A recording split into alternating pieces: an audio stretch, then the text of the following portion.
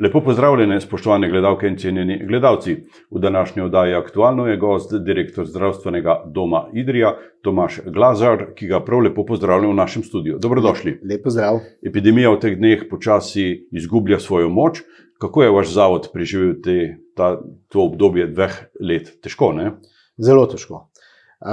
Iz našega vidika pravzaprav epidemija ne izgublja sape, ker je še vedno kar veliko okuženih.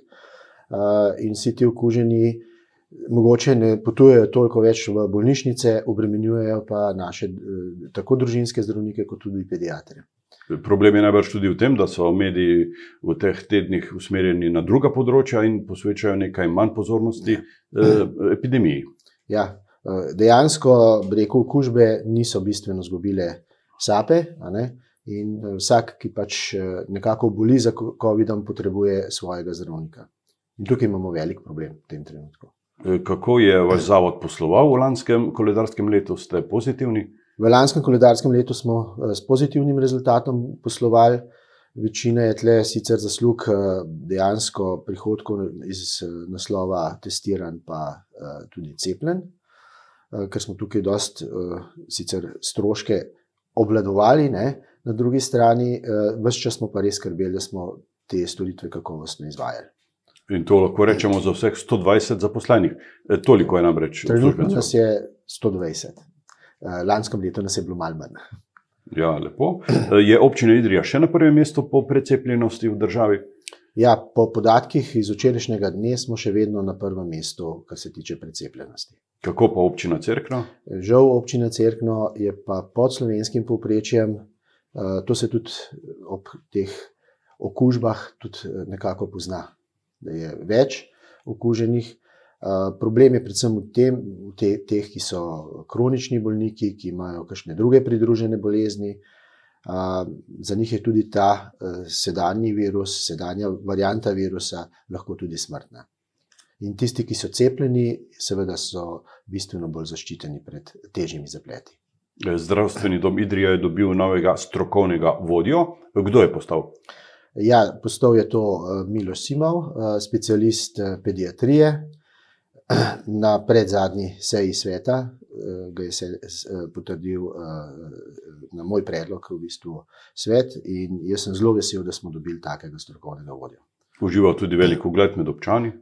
Ja, poleg tega tudi ima svojo avtoriteto tudi med kolektivom, kar je pomembno, tudi probleme, izzive, s katerimi se zdaj srečujemo, ker so zelo zahtevni, rešuje umirjeno in tudi profesionalno. Zdravstveni dom je nekaj mesecev bil brez rentgenskega aparata. Ste sedaj to stisko rešili? Ja, v bistvu je rentgen ravno v teh dneh začel ponovno delovati. Dejansko ta investicija je bila precej zahtevna, tudi finančno, skoraj 350 000 evrov, zato ker smo poleg aparata, ki je nekaj več kot 200 000 evrov, preuredili tudi prostore, da smo lahko ločili zobni rentgen od rentgena, tako da zdaj naprej bodo lahko pravzaprav vzporedno lahko potekale te preiskave. Poleg tega smo mogli pa prenoviti celoten tudi, sistem za pregledovanje in urejanje slik, tako imenovani RIS-PACS, pa tudi stane blizu 50 000 evrov. Kdo je financiral to investicijo? To investicijo sta sofinancirali tudi obe občini, tako Cerkno kot Idrija. Pretežni del, pričakujemo, ker smo se tudi javili, občina Idrija se je javila tudi na razpis za evropska sredstva. Pričakujemo, da bo vsaj, kar se tiče prostorov, pa opreme v prostorih, del tega financiran tudi iz evropskih sredstev. Lepo. Zdravstveni dom Idrija dobiva center za duševno zdravje otrok in mladostnikov. Za kakšen program pravzaprav gre? V bistvu zdaj smo v neki vmesni fazi. Center za duševno zdravje otrok in mladostnikov je pravzaprav nadaljevanje te razvojne ambulante, ki imamo zdaj, se pravi zgodnjo obravnavo, in tukaj ne bi se pač obravnavali otroke, ki imajo kakršnekoli psihološke, psihične probleme, ki je zelo pomembno, da jih rešujemo v tej starostni dobi, tudi zato, da se potem dejansko kasneje ne pojavijo v mogoče bolj hujših oblikah. Ta center pa je namenjen širšemu območju. Ja, v bistvu mi bomo s tem centrom pokrivali območje, ki ga pokriva Zdravstveni dom Idrija in pa Zdravstveni dom Tolmin. V Zdravstvenem domu Tolmin pa imajo center za duševno zdravje odraslih, kjer bojo pa pokrivali tudi naše območje. Center bo zagotavljal tudi kar veliko število delovnih mest, čeprav vem, 14 sodelavcev bo samo na tem programu. Ja, Center za duševno zdravje otrok in mladostnikov, polna ekipa je predvidena v obsegu 14 zaposlenih, strokovnih sodelavcev. Minimalni standard, da ga lahko dobimo, je 9 zaposlenih, ob pogoju, da seveda imamo ali pedopsihiatra ali kliničnega psihologa. Jaz moram reči, da nam je uspelo s 1. aprilom, zdaj že deluje pri nas klinična psihologinja, tako da je prvi tak težek pogoj, ne smo izpolnili, ker vedeti je pa treba, da pretežni del tega kadra pravzaprav zelo težko pridobiš. Jaz osebno, v bistvu, ko smo se soočali s tem številom zaposlenih, nekako težko je tudi 9 ljudi naenkrat, takih pomembnih ljudi, bi rekel, strokovno pomembnih ljudi, ki jih ni viška na trgu, če tako lahko rečem. Sem se šel dogovarjati na Nacionalni inštitut za javno zdravje in smo skupaj z njihovo pomočjo dejansko dobili vmesno obdobje 2 let do konca leta 2023, kjer naj bi mi pridobivali najprej dispanzerje za mentalno zdravje, no pa program recimo kliničnega psihologa oziroma vse programe, ki jih lahko dobimo za ta kader, ko bi imeli pa dovolj ljudi, bi pa seveda to združili v en center za duševno zdravje. Tako da s 1. aprilom, sem že omenil, je začela delovati klinična psihologinja in pa psihologinja v dispanzerju za mentalno zdravje, od 1. januarja pa tudi v dispanzerju za mentalno zdravje logopedinja. Pričakujemo v letošnjem letu, da bomo pridobili tudi program za specialnega pedagoga pa delovnega terapevta. Niso pa ti programi povezani z regijsko bolnišnico? Ne, čeprav v bistvu ravno namen teh centrov je v tem, da se nekako spusti iz bolnišnične dejavnosti to na nižji nivo, da se recimo za otroke je le specializiranih zelo malo psihiatričnih bolnišnic v Sloveniji, niso vse, tudi mi v Idriji nimamo pedopsihiatre, recimo, no pravzaprav pedopsihiatra v zdravstvenih domovih nima nihče v tem trenutku aktivnega v celi severno-primorski regiji. Tako da to bo težka naloga pridobiti ga, ampak smo optimisti in se bomo borili, da bomo res dobili ustrezne strokovnjake, ko vsi te, ki zdaj prihajajo, so odlični, tudi to je treba povedati, in to je velika pridobitev za naše kraje. Denar za izvajanje teh programov zagotavlja država oziroma zavarovalnica? Ja, trenutno tako, ko imamo, zagotavlja to zavarovalnica. Medtem, ko za logopedinjo v lanskem letu, to moram povedati, ker smo jo že imeli zaposleno, nismo imeli pa programa, so pa sredstva prispevali obe občini, tako Idrija kot tudi Cerkno. Širitev teh vaših programov pomeni tudi zagotavljanje novih primernih prostorov. Počasi selite dejavnosti v staro bolnišnico, v italijanski del, v avstrijski del. Kako ste razdelili te programe? Ja, v bistvu že ta zametek Centra za duševno zdravje otrok in mladostnikov, ki je pravzaprav tudi podaljšana roka, kot sem omenil, razvojne ambulante, je začel delovati v pritličju, odvisno od kje gledamo, ali pa prvem nadstropju italijanskega dela. Dobili smo tudi nove prostore za fizioterapijo, ki je bilo nujno potrebno za širitev, zato da bomo čim več programa lahko tudi izvedli, pa da se bo seveda skrajšale čakalne vrste. Pa razvojna ambulanta je dobila dejansko prostor za delovno terapijo, pa tudi fizioterapijo, ki ga do zdaj ni bilo in so pač gostili v fizioterapiji. To je ta del. Uprava se je selila na zgornje nadstropje, tako da smo že sprostili prostore uprave in so že delno namenjeni zdaj tudi rekel, nek pisarni za fizioterapijo, ker prej tega sploh ni imela fizioterapija svojih prostorov za urejanje administracije. Hkrati smo tudi, zdaj nam je prej prav prišlo, ko smo obnavljali rentgen, da smo lahko v te prostore umaknili opremo, pa dokumentacijo, pa tudi rentgenska inženirka se je preselila začasno sem. Bomo pa te prostore bivše uprave v tem prehodnem obdobju namenili tudi za te nove kadre, ki bodo prihajali za bodoči center za duševno zdravje otrok in mladostnikov. To je ena stvar. Druga stvar pa je zelo pomembna, da smo se pa z občino Idrija dogovorili, da bi tudi avstrijski del prenovili in namenili v zdravstvene namene, tako da bi v celoti bil center za duševno zdravje otrok in mladostnikov potem, ker mora skupaj delovati, to je tudi malo logističen problem, deloval v tem avstrijskem delu.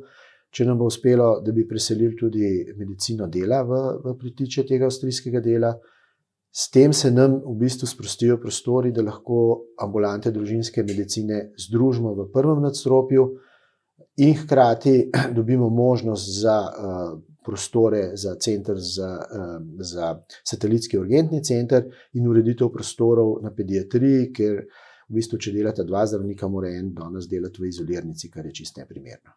Satelitski urgentni center se že dolgo obeta. Kako daleč so priprave?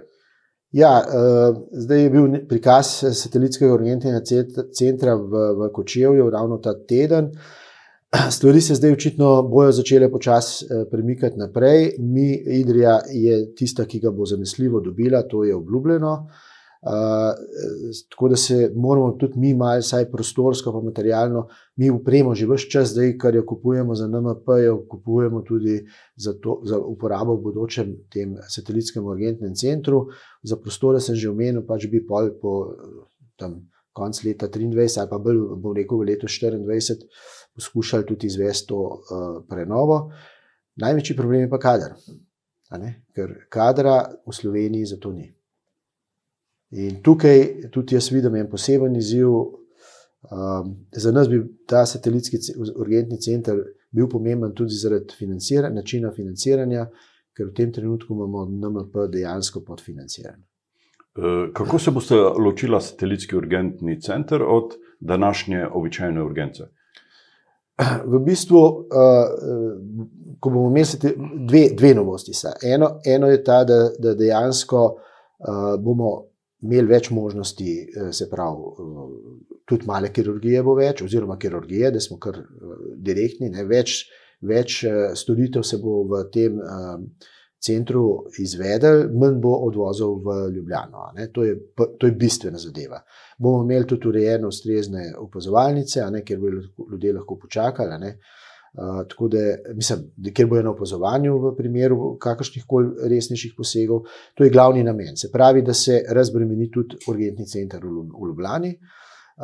Druga stvar pa je, da se bomo s tem tudi vključili, pričakujemo, tudi v teh 2 letih bo do tega prišlo, v dispečerski center, ker v tem trenutku, kolikor smo seznanjeni zaradi kadrovskih problemov, tudi v samem dispečerskem centru Ljubljana, širitve niso takoj možne, to pa pomeni, da bo dejansko iz enega centra nadzorovani vsi izvozi in zdravnikov in reševalnih vozil. Se pa soočate sedaj v zdravstvenem domu s hudim pomanjkanjem družinskih zdravnikov. Ja. Kako boste rešili to zadrego? Jaz bom kar tako povedal direktno. V tem trenutku je to res eno pravo krizno stanje. Z odhodom ene zdravnice v pokoj in druge na porodniški dopust je nekako 2370 ljudi ostalo praktično brez zdravnika. Naenkrat. S tem problemom se pač spopadamo, da imamo mi premalo zdravnikov, jaz vem že odkar sem prišel. In dejansko ves moj mandat, kar sem tukaj, je stalna borba za novim kadrom.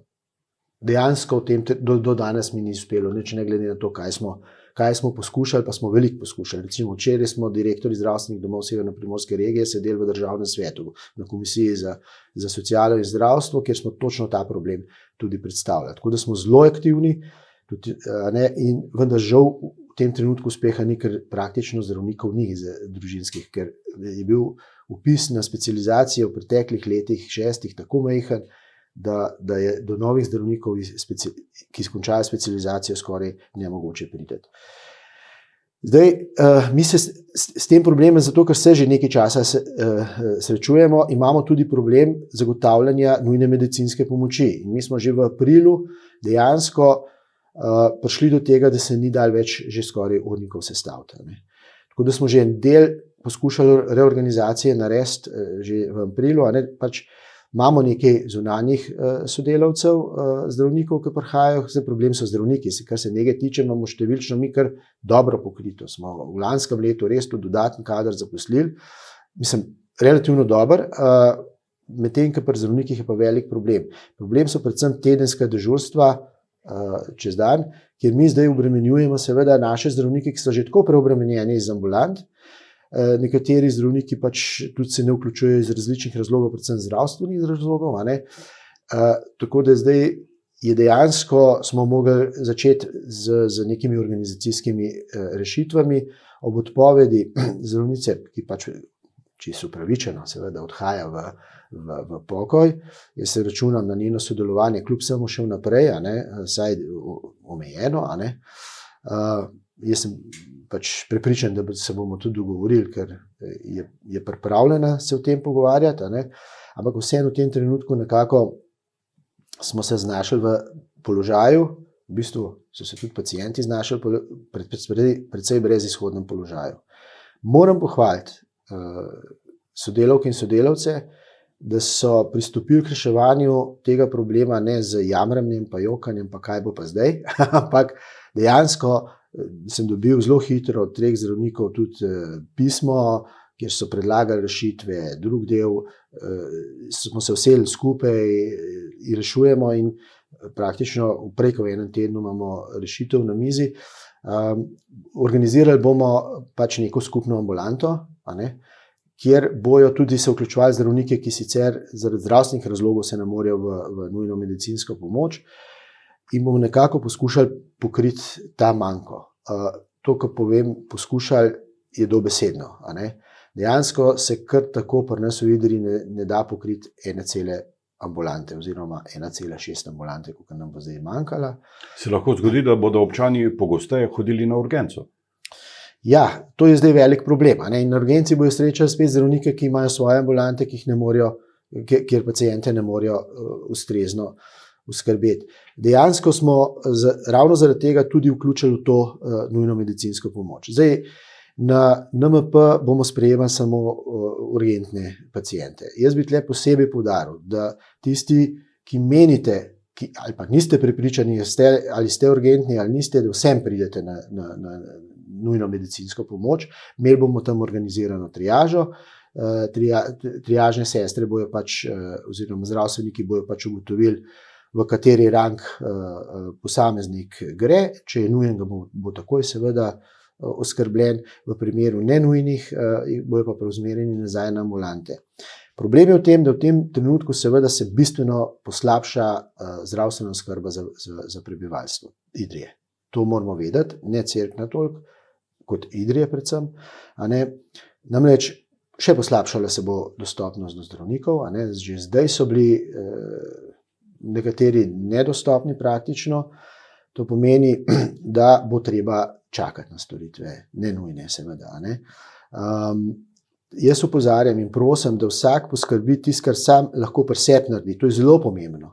Se pomeni tisti, ki imate stalne recepte za zdravila, pa vam zdravil zmanjka. Pravočasno je treba pristopiti k temu kakšen teden prej, zato da se ne zgodi, da bi kdo ostal zaradi časovne stiske, ki jo imamo mi, brez zdravil. Druga take stvari so napotnice. Ne čakati na zadnji dan.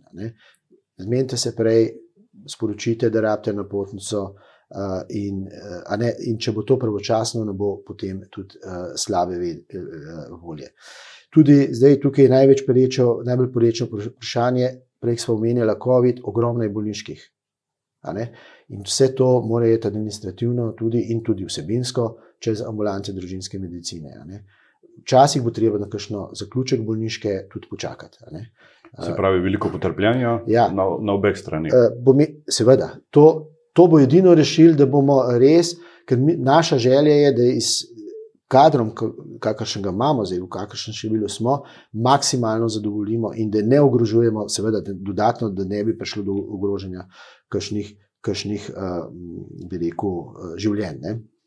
Še nekaj bi povedal, kaj se je spremenilo. Zdaj nimamo več sistema nadomestnih zdravnikov, tako kot so bili zdaj, v parih. Ne?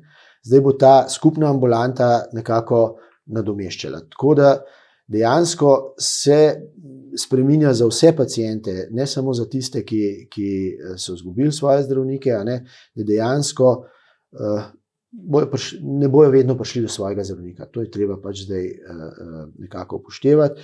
Mi smo eden od ukrepov, zdaj problem imamo tudi v tem, ker so tudi specializantke prišle na porodniški dopust. In zdaj upamo, da bomo uspeli z 2 specializantkama, da bi spremenili program, ker ne želimo pa tega, da bi prekinili specializacije. To je zelo slabo, ker potem pomeni, da bi te specializacije dalj časa potekale in bi takrat, ko bi mogle zaključiti specializacijo, ki jih bomo tudi seveda zelo rabili, ne bi te specializacije bile še zaključene. Tega si ne bomo privoščili, ampak upamo, da bomo samo program premaknili, da bi saj za 1,5 leta te 2 specializantke uspele pri nas delati. To bo veliko pomagalo. To nam bo veliko pomagalo, predvsem jaz se bojim poletnih mesecev. Vedeti treba nekaj, to smo že lansko leto naredili in se je zelo splačalo. Morajo se tudi zdravniki, morajo se medicinske sestre tudi odpočiti. Mi smo to lansko leto nekako uspešno izpeljali, kljub covidu, in res smo imeli relativno malo bolniških v jesenskem času, glede na primerjalno z ostalimi zdravstvenimi domovi. Ker če ne bojo se zdravniki odpočili in zdravstveno osebje odpočili čez poletne mesece, lahko se nam zgodi kaj hujšega, kot je v tem trenutku v jeseni. Upajmo na najboljše. Poglejva še v Cerkno, kako je tam zdravstveno postajo.